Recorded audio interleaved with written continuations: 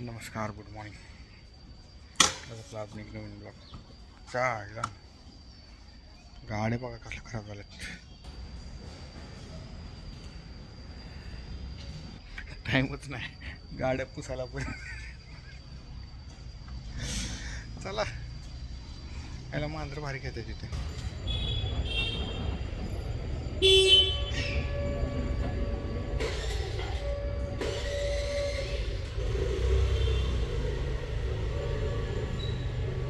भारी घ्यायचे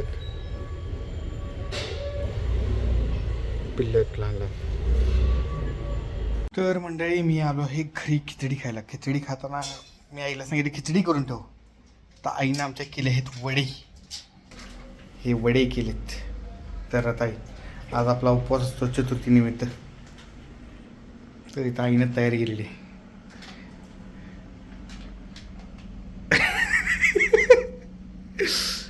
खिचडी करायला लावली, तिने वडी केली. काही वडी खाल्ली मी आता, आणि काही वडी आबीसाठी पार्सल घेऊन चाललोय.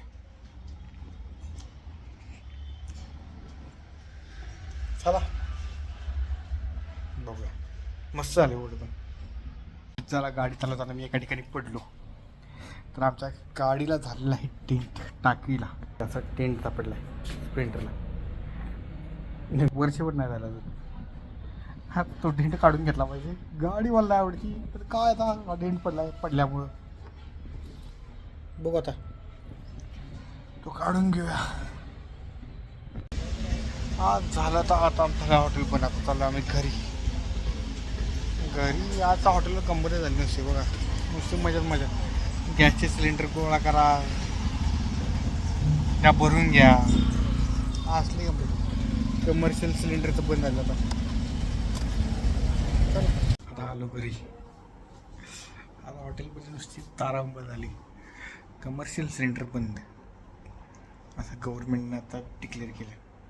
कमर्शियल सिलेंडर जाणार. मग हॉटेलमध्ये सिलेंडर कुठनं, गॅस कुठनं ना.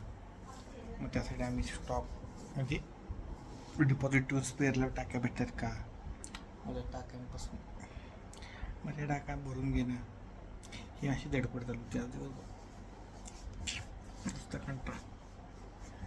टाक्या तर आता 2,500-3,000 हजार सांगतात. अवघड झालं.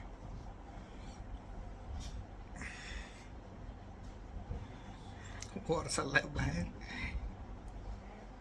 नाही, हे थोडंफार आपल्याला इम्पॅक्ट होणारच होता.